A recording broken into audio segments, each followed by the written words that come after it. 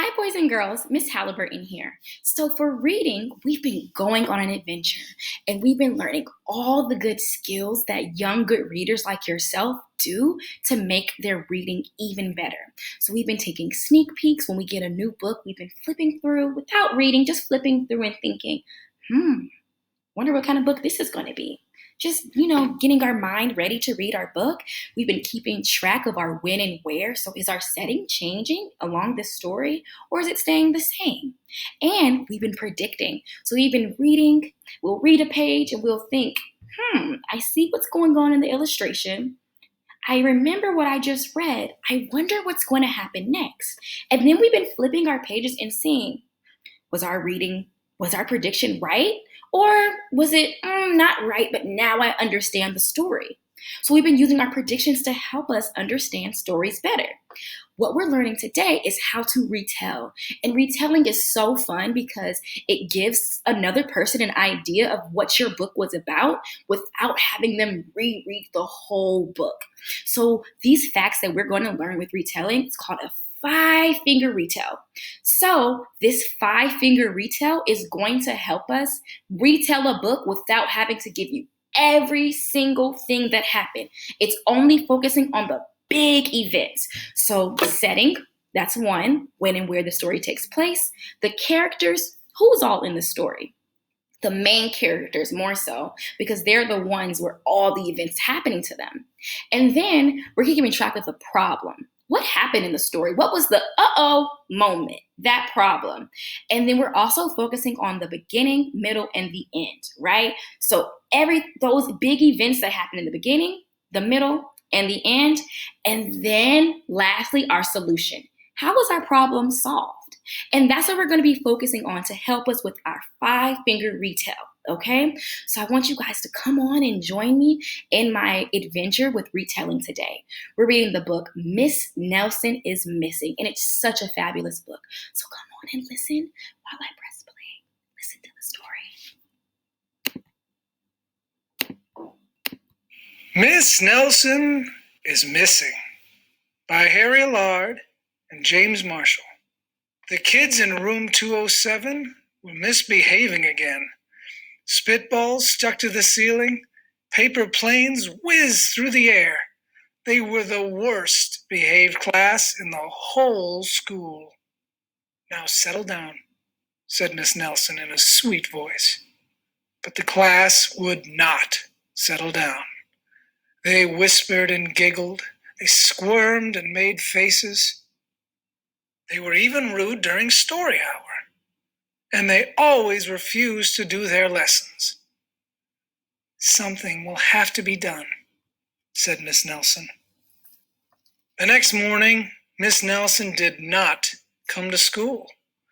Wow, yelled the kids. Now we can really act up. They began to make more spitballs and paper planes. Today, let's be just terrible, they said. Not so fast, hissed an unpleasant voice. A woman in an ugly black dress stood before them.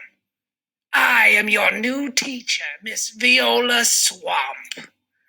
And she rapped the desk with a ruler. Where is Miss Nelson? Asked the kids.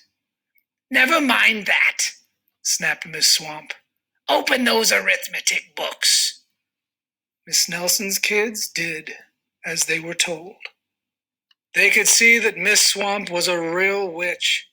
She meant business. Right away, she put them to work, and she loaded them down with homework. We'll have no story hour today, said Miss Swamp. Keep your mouth shut, said Miss Swamp. Sit perfectly still, said Miss Swamp. And if you misbehave, you'll be sorry, said Miss Swamp. The kids in room 207 had never worked so hard. Days went by and there was no sign of Miss Nelson. The kids missed Miss Nelson. Maybe we should try to find her, they said. Some of them went to the police. Detective McSmog was assigned to the case. He listened to their story. He scratched his chin. he said. I think Miss Nelson is missing. Detective McSmog would not be much help. Other kids went to Miss Nelson's house. The shades were tightly drawn and no one answered the door. In fact, the only person they did see was the wicked Miss Viola Swamp coming up the street. If she sees us, she'll give us more homework.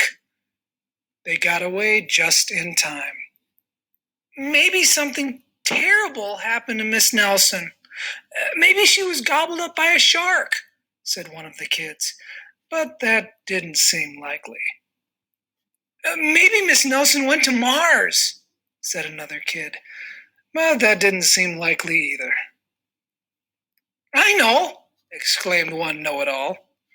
Maybe Miss Nelson's car was carried off by a swarm of angry butterflies.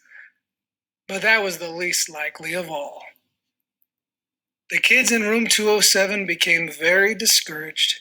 It seemed that Miss Nelson was never coming back, and they would be stuck with Miss Viola Swamp forever. They heard footsteps in the hall. Here comes the witch, they whispered. Hello, children, someone said in a sweet voice. It was Miss Nelson. Did you miss me? She asked. We certainly did, cried all the kids. Where were you? That's my little secret, said Miss Nelson. How about a story hour? Oh, yes, cried the kids. Miss Nelson noticed that during story hour, no one was rude or silly. What brought about this lovely change? She asked. That's our little secret, said the kids.